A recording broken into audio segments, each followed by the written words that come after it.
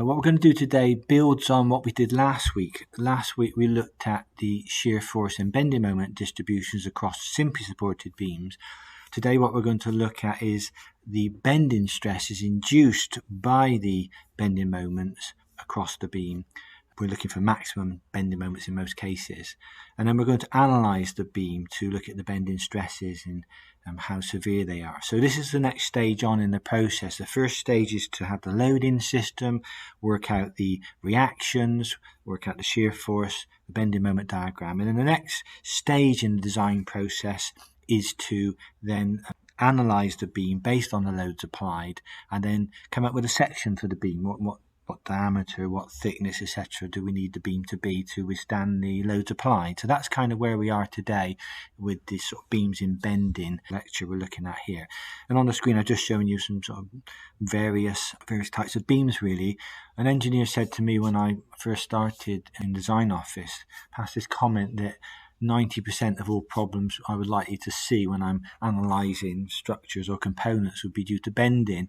And although I've got no scientific evidence for that, there's some truth in that, because in my 20 years in industry I can say most of the problems I've had to analyse, whether it's on aircraft or was it structural buildings or whatever it was predominantly orientated around bending. So there is some truth. Bending is really a fundamental mode of failure, if you like, fundamental consideration within engineering when you're sort of designing structures and designing components.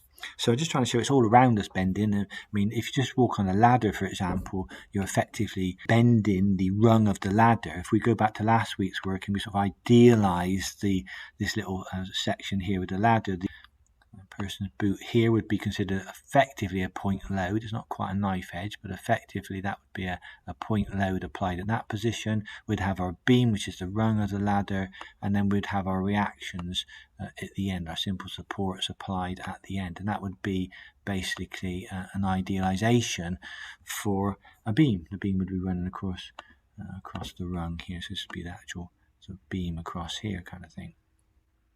All right, that'd be the idealization. We could work out from last week, we could work out the shear force in that rung. We could work out the bending moment, the maximum bending moment which occurs under the person's foot there. And today we'll be able to size the diameter of the rung, diameter of the timber we need to withstand the loads applied, the bending moments induced. So a typical example of a bending of a beam. And also if you walk on a floor, you may not appreciate it, but underneath the floor you've got the joists shown here, and they'll be designed to take bending. They take the bending to the foundations of the building or whatever. So the planks on the top, they sort of transmit the load, maybe a point load or a UDL load. We've got a storage area, might be lots of boxes, and that would be effectively a UDL loading on the beam on the floor, and then that would transmit to the joists, and then we'd have to design the joists to take the load in. Even a simple seesaw down the park, for example, I looked at the section of the seesaw, was actually an inverted channel section that they'd used. But somebody somewhere must have sort of done a few calcs, I would suggest, just to make sure that was a reasonable section in bending to take children and also adults could playing on the seesaw. So that would be a bend in a beam problem, really. You're sort of bending about this axis here. On the channel section up there kind of thing, would be sort of the XX axis.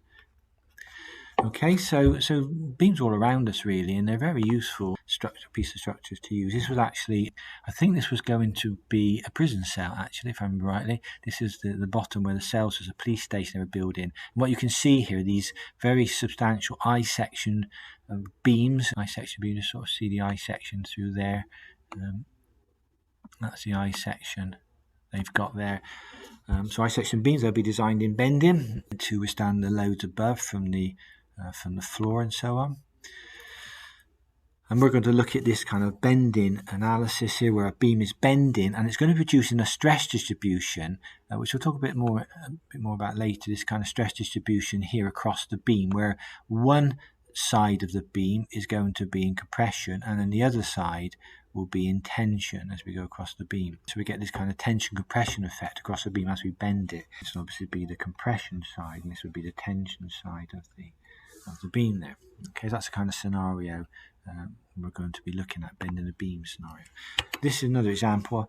I was in a garage years and years ago, this was, and I saw this in the garage and I said to the guy, I said, wow, I said, that's really interesting. I said, can I have a look at that? and he started saying, yeah, he said, well, it's Ford Escort. He said it's 1970 Mexico Sprint. He said it's run lots of rally. I said, no, I'm not interested in the car. I said, it's the beam. I said, the beam you've got a really nice beam across here. If I draw it in yellow, his beam here, you just about to see it, going across here, is actually supporting the engine. He's got a support here, jack support there. He's got support over here, and he's got the engine hanging off that's actually the engine hanging off the little beam there. So I was quite fascinated with the beam. I thought it was a really nice little, it's actually a rectangular hollow section beam. If you look at the beam sideways on, the actual section was kind of a rectangular hollow section beam, like this kind of thing. And there's two of them, if I remember rightly there. So he was quite disappointed when he realised it was the beam I wanted to take a picture of and not the car, but okay. So beam there, used for supporting an engine of a car. Another illustration of beam, this lorry here is actually supported, it's actually a crane there, it's actually supported on I-section beam. We can't really see it too clearly, but we mentioned last week that I-section beam are really useful for bending purposes, and that's actually an I-section beam across here. It's difficult to see. It's actually an I-section, and you can see it's the truck is lifted off the ground here and supported on that ice. Again, that's a simply supported beam. We've got a reaction up here, we've got a reaction here, and we've got the sort of lorry loading coming through here. All right, so again, we could idealize that like we did last week as a simply supported beam, say, with load more or less in the middle, and we could then work out the bending moment on the beam. Maximum bending moment occurs in the middle, and then today we could analyze the beam and say how thick does that beam need to be, and that's what it's all about today. And that's an aircraft structure. You've probably never seen that unless you've been in sort of a maintenance area of an aircraft, but that's the beam structure underneath an aircraft floor, and they're quite complicated beams to analyze. They do take a lot of analysis, those, because they're more like continuous beams, so they're very complicated. So beams are all kind of all around us, is all I'm trying to say here.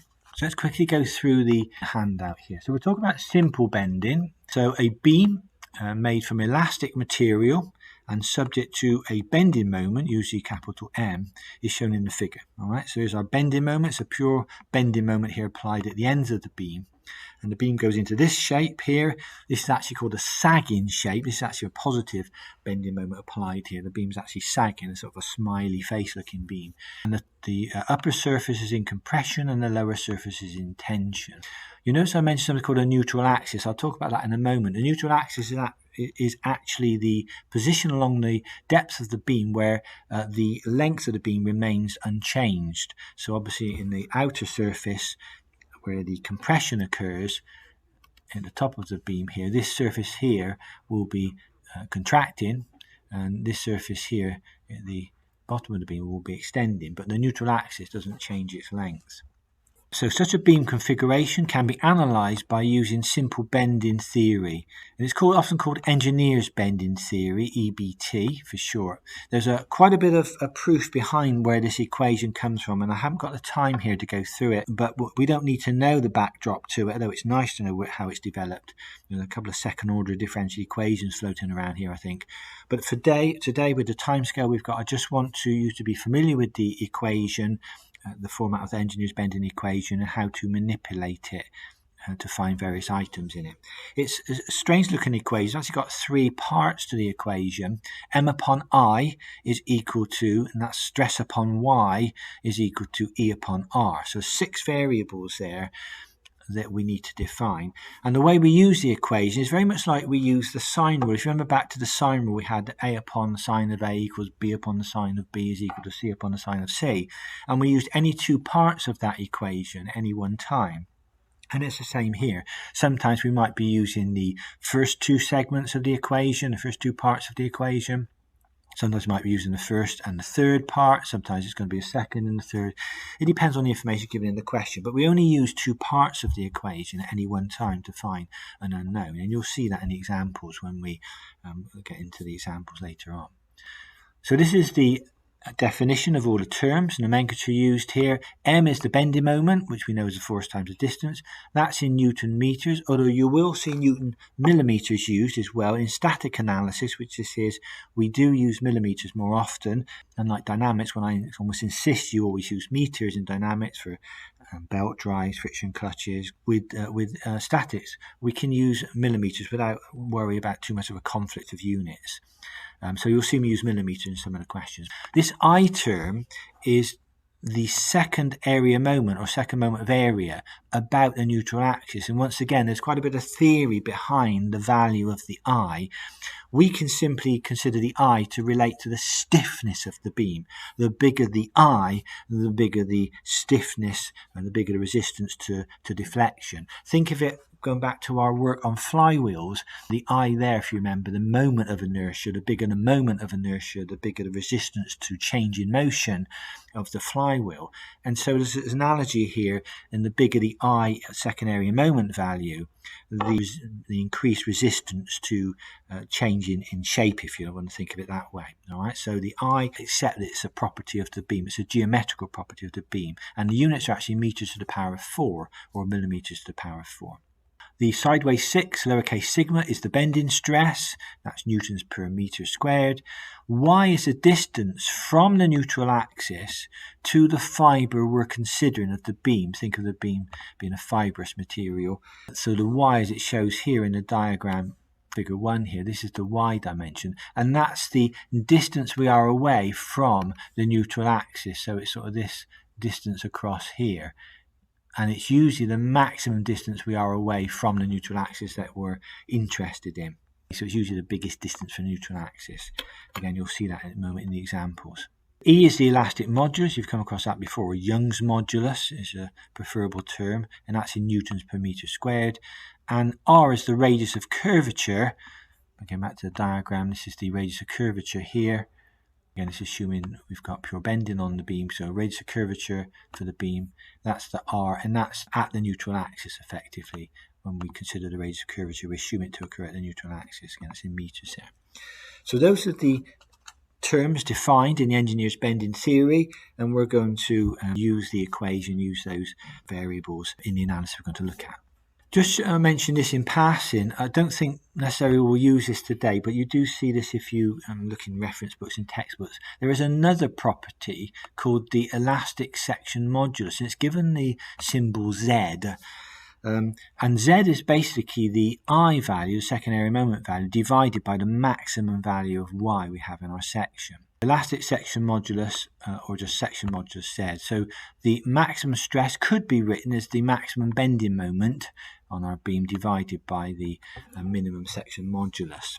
Minimum section modulus is the second area moment divided by the maximum Y value. And it's used in some questions to simplify the analysis in some questions. It's not really going to impact much on us today. And again, I'm just trying to show you below how it's derived from engineer's bending theory. We just take into sort of these two parts of the engineer's bending equation, have rearranged the equation here, stresses my upon I. If we make Z is equal to the I divided by the Y, which is what Z is defined as, and then we can write the stress as simply M upon Z. So you do sometimes see bending stress is equal to M upon Z as opposed to My upon I. It's just because for some sections, like steelwork sections, Z's are given in the reference source. So you can actually look up a Z value rather than looking up an I and a Y value. So it just sometimes simplifies the analysis. But they're basically the same things. They both give you the same stress values, just different parameters. Just mention that in passing. This is an example of how these section properties are stated. I just got an extract here. It's an old extract here from Universal Beams from BS4 Part 1. This is back in 1980s. This is an old copy. It's just for illustration purposes here. And you can see they've got the section size over here in the left-hand column. They've got what's called a section size. So that's sort of a 914 by 419. They're talking about depth in width they're talking about there. And we've got a mass per unit meter. That's how they defined the particular sections. And you can see across here you've got all the parameters of the beam. The width I've shown as B here is given here, and then the depth shown as D is given here in our columns here. They've got thickness of the flanges, thickness of the webs, and again there's the web thickness and there's a flange thickness all detailed for us. But notice they have the area of the section defined, not something we'll be using today, but area is given in centimetres squared. Notice they've given something called the moment of inertia. Now, the moment of inertia, we think, going back to flywheels, is this sort of resistance to angular motion. Here, the moment of inertia really is the second moment of area. It's the I value, but it's second moment of area. Notice they've got about two axes here. They've got moment of inertia about the XX axis and the YY axis, because of course we have two axes here. We have XX axis, and this would be the YY axis across here as well. And then we have also the elastic modulus. That's actually the Z value. In this particular case, the Z value is what we call the elastic section modulus, would be our preferred terminology for that. And again, it's all these are in centimeters. Notice the centimeters to the 4 here for the moment of inertia, and we've got the centimeters cubed here for the section modulus. And again, we've got about the XX and YY axis. Okay, so we've got to be careful with conversions here. BS4, if you're using BS4, structural engineering, even modern standards uses centimetres as a non-preferred unit in the SI system, unfortunately. So we need to be very careful about conversions. And I have actually shown some conversions here just for reference, converting centimetres to millimetres, for example, here. So that's some information. We'll be using that later on in one of the questions. We'll be accessing the information in a table. So we need to know where the moment of inertia information is in the table, which we'll just literally extract from it. But we'll have to convert it into appropriate units, either meters to the 4 or millimeters to the 4, depending on the question we're given. And again, just for reference, for structural steel, a typical Young's modulus value, E, is 205 kilonewtons per millimeter squared, or 205 giganewtons per meter squared. Another conversion to be aware of is 1 newton per millimeter squared is the same as 1 meganewton per meter squared. So that's something you'll see in the questions. We might change between those two kind of units as we go along. So just some background information there, that's all. Little things we'll pick up on as we go through the presentation. You may see in some of the questions, I may mention the term permissible stresses later on. And there are things like, you'll see values such as permissible stress of 165 newtons per millimeter squared is often a typical structural steelwork permissible stress. If we're considering timber, obviously permissible stress a lot lower, ranges from sort of 3 to 12 newtons per millimeter squared permissible stresses.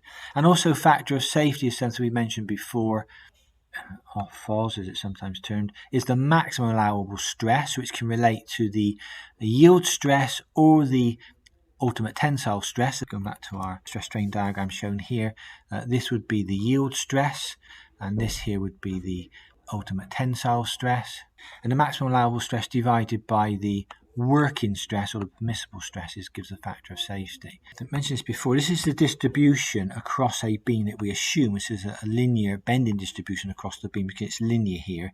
So for the moment applied to this particular beam, we would see compression stress at the top of the beam. This would be in compression at the top here, and we would see tension stresses at the bottom of the beam down here. Okay, and that's the sort of distribution we assume to occur across a beam when we bend it. So at the neutral axis position, there is no bending. That's the length of the beam at neutral axis where there's no change in length, so there's no strains there, so there's no stresses occurring there. So that's a distribution we see across the beam, this kind of triangular distribution, and it's the maximum at the periphery. So at the outside of the beam, and the top side we've got the maximum compression, and the bottom side we've got the maximum tension, and it's usually the outside of the beams, the furthest point, furthest distance away from neutral axis that we're interested in when we're doing our analysis. The neutral axis occurs at the location of zero strain. So it doesn't extend or contract at the neutral axis when you bend the beam. It just stays the same length, so there's no strain there. So the length of the neutral axis before bending is the same as the neutral axis length after bending when we apply a bending moment to it. Okay. For symmetrical sections, such as rectangular sections, circular sections, and our I sections we've looked at, the neutral axis occurs at the centroidal axis, the centre of the section's depth. So it's quite easy to find for the beams we're going to look at today. Neutral axis for a rectangular section, literally half of the depth. It's just d upon 2 would find the neutral axis quite easily. So our furthest distance away from the neutral axis, this sort of YC and YT I'm showing there would be simply the D upon 2 in both cases. All right, so we'll find it quite easy to find our maximum sort of Y position. It's just going to be half of the depth. In this case, it would just be the depth divided by 2. Moment of resistance, another term that's sometimes used. The bending moment, which can be carried by a given section for a limiting maximum stress, or given a maximum allowable stress. That bending moment is called the moment of resistance, capital M. So the moment of resistance that a beam can take is dependent on the maximum allowable stress we allow the beam to see when it's in service. And again, some of the questions will give us a working stress, that will give us a maximum allowable stress, and we will be able to work out from that what the maximum bending moment it can be applied. And often in industry you want to do that. You know what the maximum stresses are that you can apply to the beam, and you can work back to find out what is the maximum allowable bending moment you can apply to the beam. This is typical section properties for calculating the second area moments of common shapes. I've only put 3 here. If you Google this or you look in reference books, you'll see there's tables and tables of standard sections related to calculating the second area moment values. I've just shown you 3 standard sections here: the rectangular section, the solid circular section, and the hollow circular section. And the right hand column is what I'm interested in, the second moment of area. To work out the second moment of area for a rectangular section, we're given a formula here. It's given out proof, but the second area moment about the XX axis shown here is stated as B, the width, multiplied by D, the depth cubed, or divided by 12. There's a proof behind where that formula comes from. We can prove it from the calculus using integration, but we're just going to set the values here. If I consider a solid circular section, diameter D, then the second area moment value about the XX axis, in fact about any axis through the centroid, is stated as pi d to the power of 4 upon 64, again given out proof.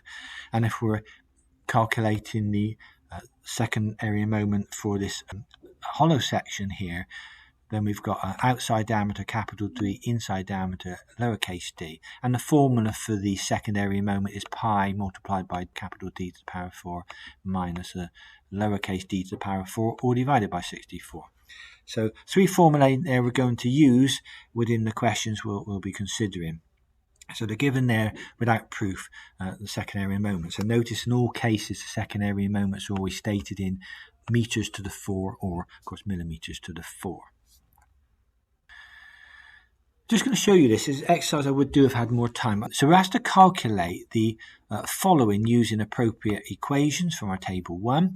Firstly, we've got to find the second moment area, Ix, for a rule about its weakest axis. So in other words, we're bending it about its thinnest section, as you can see there. We're going to calculate the second area moment.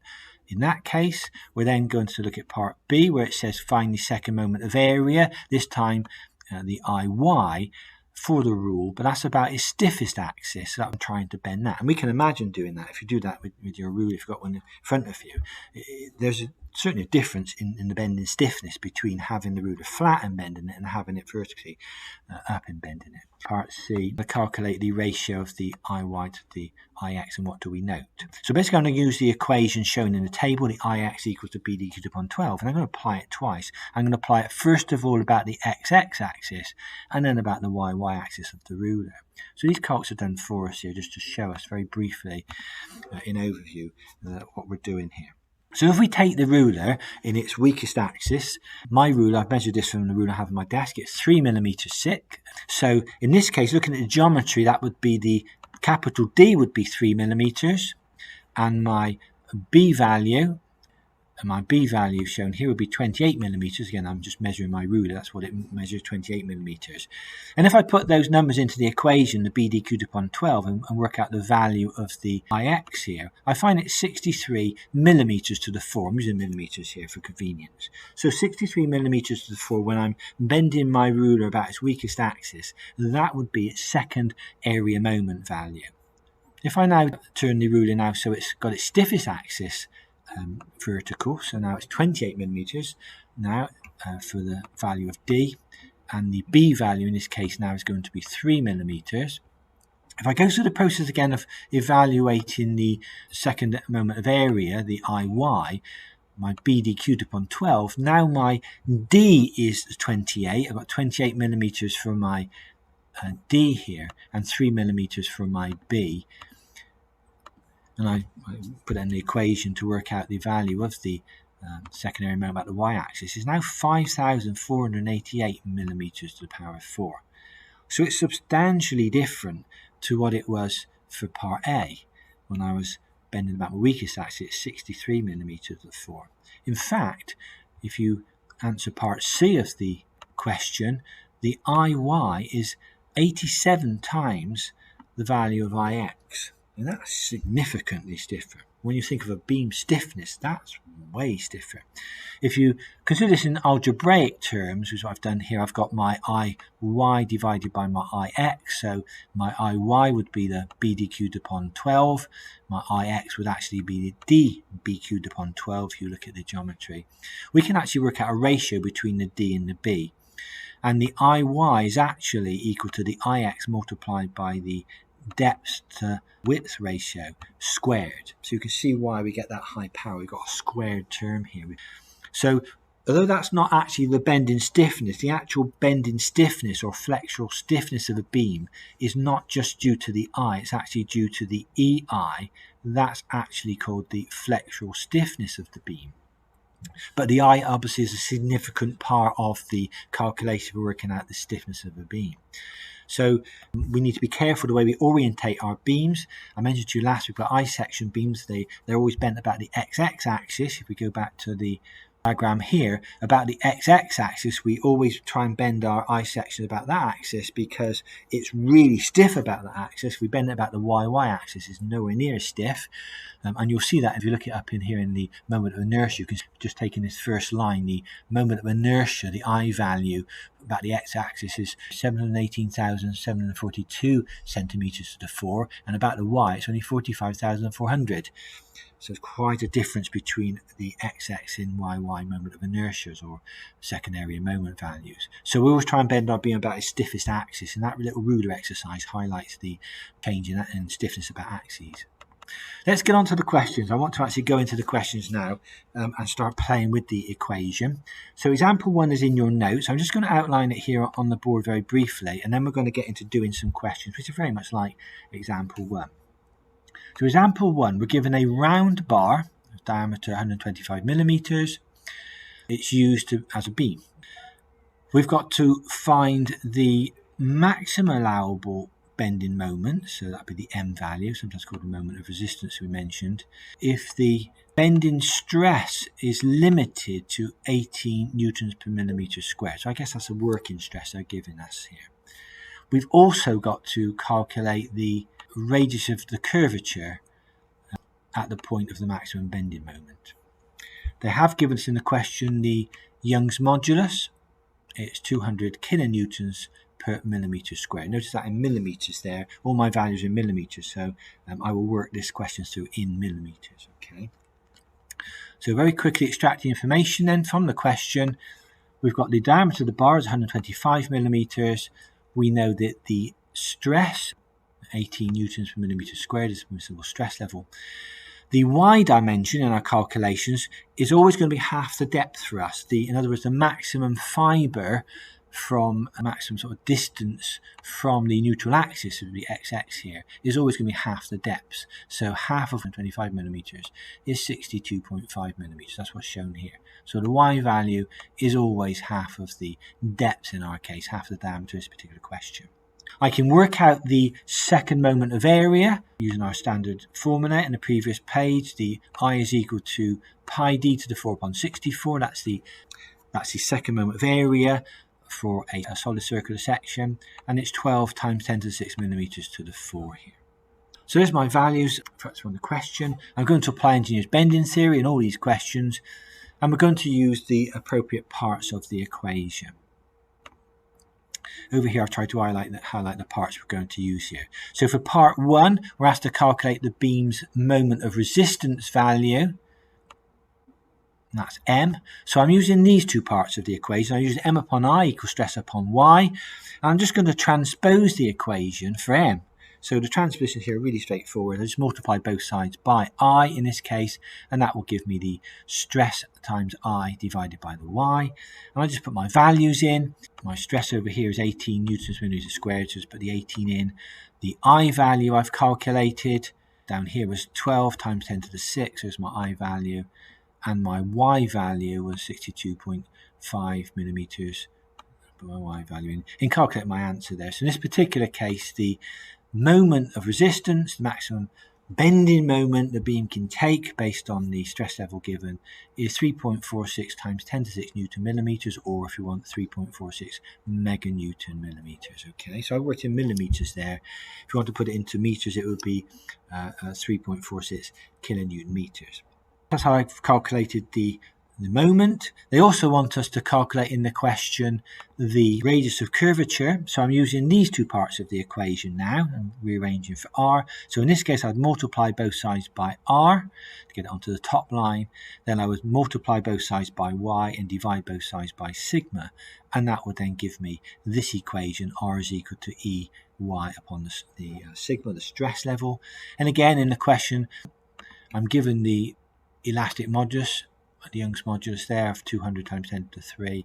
Again, I've got my Y value, same as before, and I've got my stress value of 18. Okay, working that out, that works out to be 694 meters in total. Don't forget that the radius of curvature would be quite large here because the actual curvature of a beam is generally speaking very small. If you look at a beam, you can't really see a curvature on some of the beams, very, very small curvature. So the radius of curvature would be very large. So, okay, what you see there is the kind of thing we are going to do. It's just the information given will be slightly different and we have to extract and manipulate the information a little bit. But that's what we're going to do, use the engineer's bending theory to find the various unknowns in the questions. Exercise 1. A uniform rectangular cross-section horizontal beam has a length of 5 meters and a depth of 400 millimeters. It rests on simple supports at its ends and has to withstand a uniformly distributed load of 20 kilonewtons per meter. We're asked to calculate the maximum tensile and compressive stresses in the beam if the second moment of area is 140 times 10 to the 6 millimeters to the 4.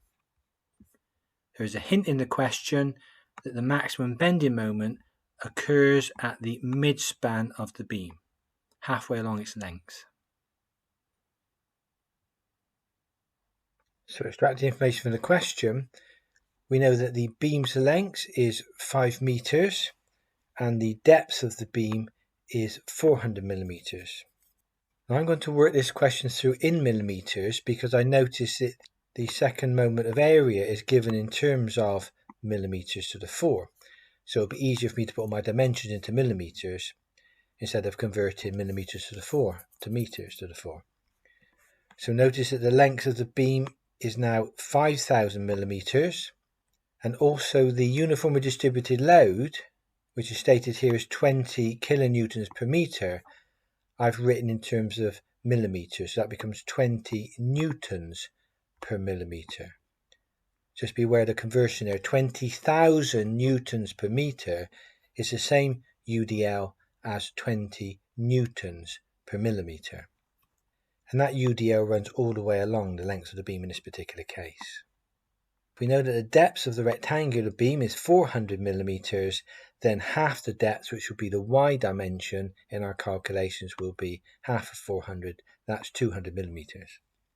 Now because of symmetry, we've got 2-point loads, one at either end of the beam, and the UDL runs along the entire length of the beam. We can calculate the total load applied, W, which would be equal to the UDL, which is 20 newtons per millimeter, multiplied by the length of the beam, which is 5,000 millimeters.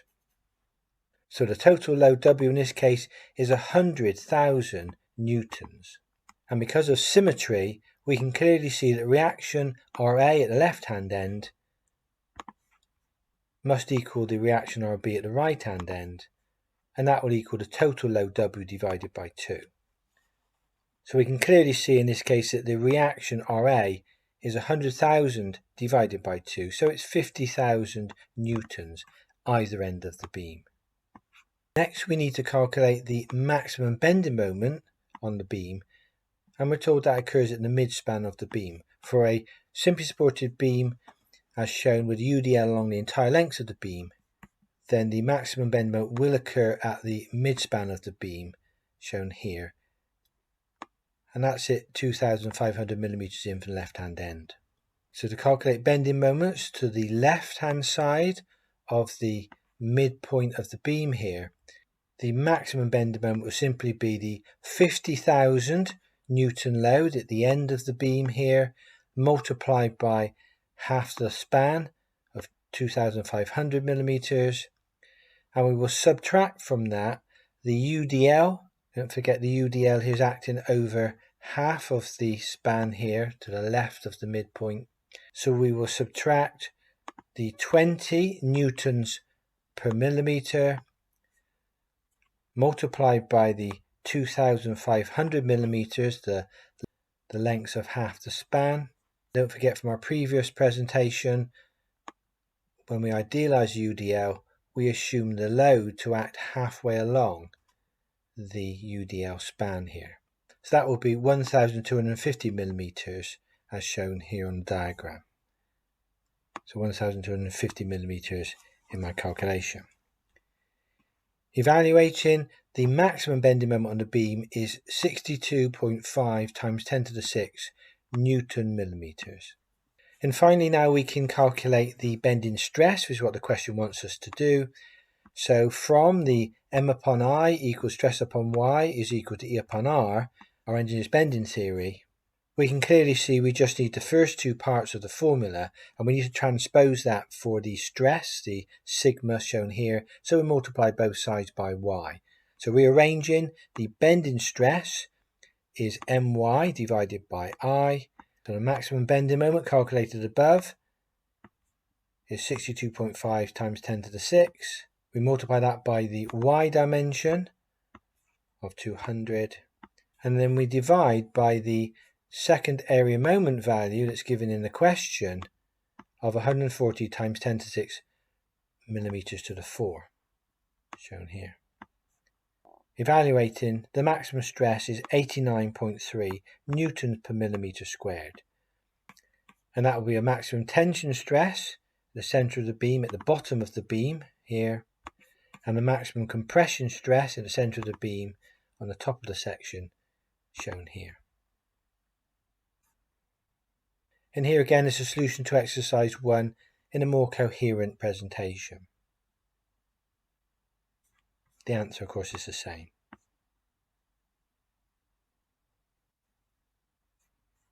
Exercise 2. Nice little question here. A steel bar has a diameter of 37 millimeters. What will be the maximum allowable bending moment if the stresses must not exceed 120 meganewtons per meter squared? So we'll be careful with units. Okay, so let's get the information out of the question again. My diameter of my steel bar is 37 millimeters. I think I'm going to go straight for meters here. The reason I'm saying that is because the stress is given in meters, so it's just easier to put all my dimensions straight away in meters. So diameter is 0.037, 37 millimeters, 0.037 meters. Let's go straight for meters. And the maximum allowable stress, the stress given then in this case, so I've got sideways 6, is the 120 times 10 to the 6, and that's newtons per meter squared. We're calculating the maximum allowable bending moment, that'd be M on the beam. So let's quickly put the engineer's bending theory and see what we need to take from there. So from M upon I is equal to the stress upon Y is equal to the E upon R. Let's just sort of think it through for a moment, see what we know, what we don't know here. We've got to calculate the moment, trying to find that. We haven't got the I, but I can find the I because I've got the diameter, so that's fine. I'm given the stress in the question, and I can find the Y because that's half of the diameter. So again, I'll just be using these two parts of the equation. So I've got to find M, so therefore transposing M will equal to the stress multiplied by the I, or divided by the Y. The I in this case will be pi d to the power 4 over 64 from our standard tables, and the y dimension is going to be just half the depth, so it's just d upon 2. Can I let you undertake that little exercise and see if you can work out the I value, the y, and then work out the bending moment? So 596.8, and that'll be Newton meters because of the units I've used. Yeah, we're okay with that. Okay. That's what we get. That was my full work solution there. In that case, so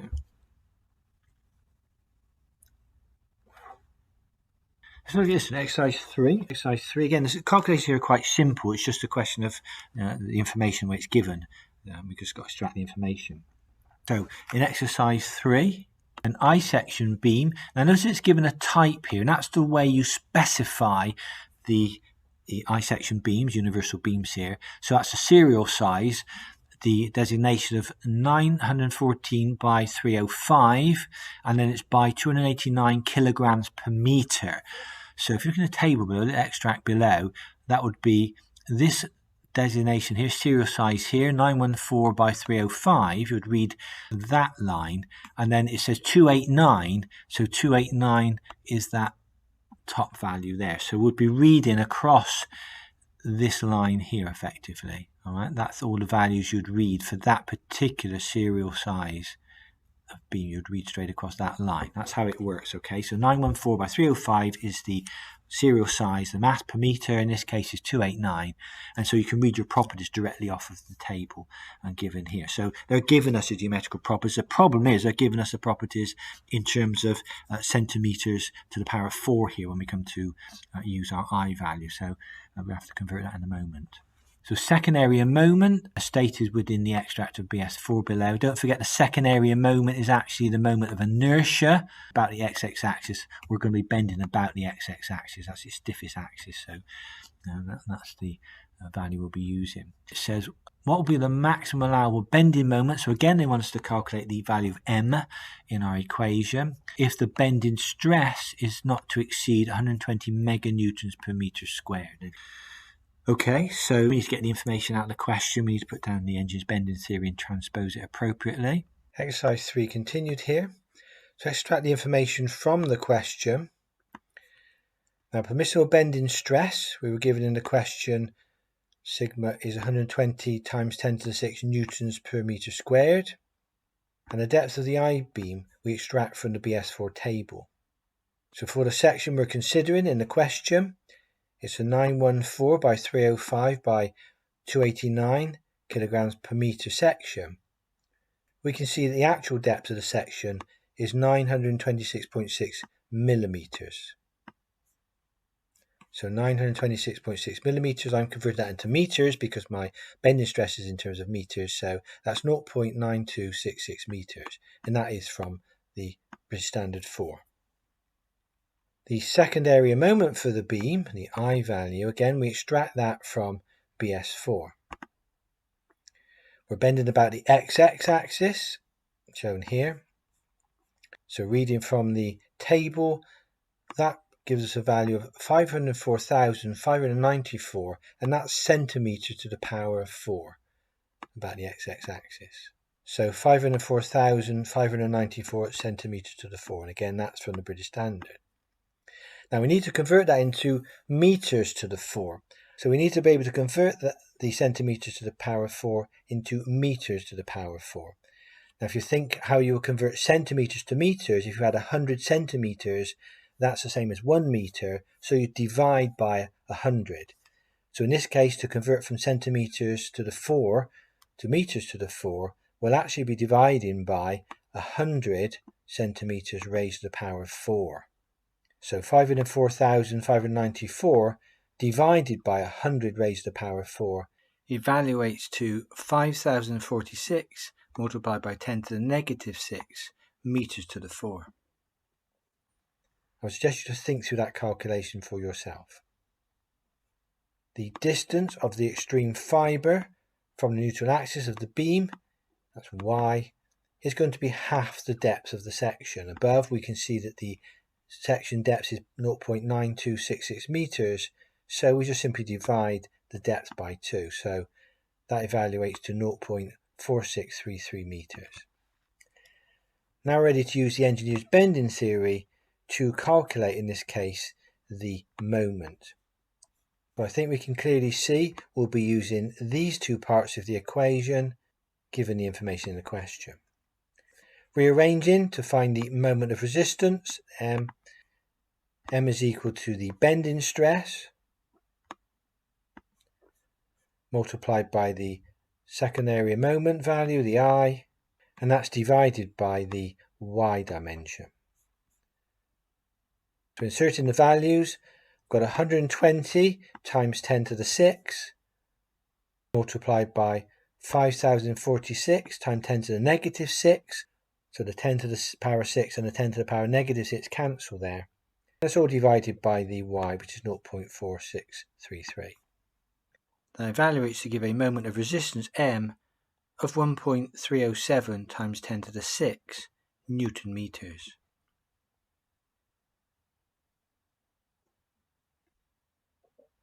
Exercise 4.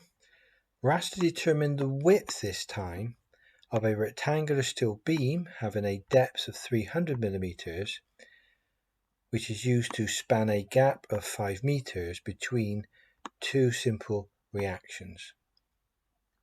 The beam has to support a concentrated point load at its center, at its midspan. This is a value of 60 kilonewtons. It is stated that the maximum bending stress that's permissible in the beam is 165 meganewtons per meter squared. So in this case we have a rectangular steel beam and we've got to find the width of the beam, knowing the depth and all the various geometry and loading characteristics. If you think you could attempt this question without further assistance, I would encourage you to stop the presentation and attempt the question now, but we will work through the full solution on the following slides. Exercise 4. So extracting the information from the question, we know the depth of the beam is 300 millimeters. I'm going to work in meters here because I notice that my permissible bending stress is 165 meganewtons per meter squared. So I'm going to put all my dimensions into meters. So the depth of the beam we're given, and that's 0.3 meters. Immediately I know what my maximum Y dimension is from my calculations because Y is half of the depth. So the Y dimension is 0.15 meters. Permissible bending stress is given in the question. And for the beam configuration, we know the span of the beam is 5 meters, so 5 meters here between two simple supports, either end of the beam. And we have a center point load of 60 kilonewtons, so 60,000 newtons shown here. It's fairly obvious here from symmetry that each of the end reactions will be half of the total load applied, so there'll be 30,000 newtons either end. And that's by symmetry. The permissible bending stress is given in the question, 165 times 10 to the 6 newtons per meter squared. So let's just think through how we might solve this problem. We actually have to find the width of the rectangular steel beam. We're trying to find this dimension across here. So from our engineer's bending theory, the two parts of the formula I'll be using will be M upon I is equal to the stress upon Y. But the question is, where does the value of B, the width, occur within that formula? Well, it actually occurs in the formula for I, which is BD cubed upon 12. So the B dimension is in that formula. So the first thing we'll need to do is to calculate the I value from our engineer's bending theory, and I'm just using the first two parts of the engineer's bending theory formula here, and then thinking through the information given in the question. Although the maximum bending moment for the beam is not stated, we can calculate it so we have the M. We're explicitly given the bending stress in the beam, 165 times 10 to the 6 newtons per meter squared, and we've already calculated the Y from the above information given in the question. So we can rearrange the engineer's bending theory equation to find I, and then once we've calculated the I value here, we can put it into this equation and rearrange to find B. So that's our plan of attack to solve this problem. Here's the calculation to find the maximum bending moment. Here's a sketch of our bending moment diagram here, where the maximum bending moment occurs in the midspan of the beam. So if we calculate moments to the left of the midspan here, the maximum bending moment will be 30 times 10 to the 3, that's the reaction force here, multiplied by 2.5 meters, that's half the span, and that evaluates to 75 times 10 to the 3 Newton meters. So that's our maximum bending moment. So now by rearranging this equation here for I, we have I equals to my divided by the stress. So thinking back to this equation here, we want the I to be the subject, so I could multiply both sides by I, and then multiply both sides by y, and divide both sides by the stress, sigma, gives us I equals my divided by the stress. And inserting our values from above, we know the maximum bending moment is 75 times 10 to the 3 Newton meters. We know the y value is 0.15 meters, shown here. And the permissible stress is 165 times 10 to the 6 newtons per meter squared, given in the question. So evaluating, our I value is 68.18 times 10 to the negative 6, and that will be meters to the power of 4, because all our units in terms of meters here. And so finally, from I is equal to BD cubed upon 12, we've got to rearrange for B, so B is equal to 12I divided by D cubed. Inserting our values, 12 multiplied by the I value calculated above, divided by the depth of the section, which is 0.3 meters, so 0.3 meters cubed, evaluates to give the dimension B of 0.03 meters, or 30 millimeters. Here's a more structured solution to exercise 4. On this slide, we basically extracted the information from the question. Now in the question, the depth of the section D was given as 300 millimeters. We converted that into meters here.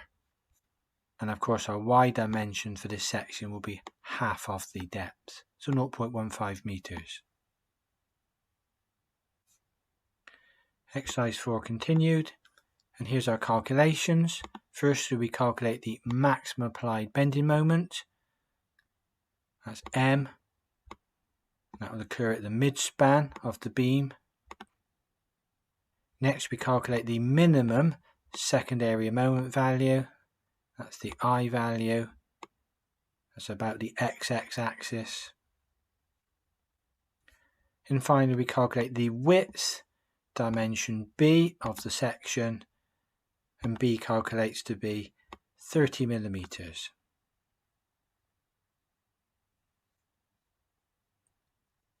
I hope this presentation has been of use to you, and thank you for viewing.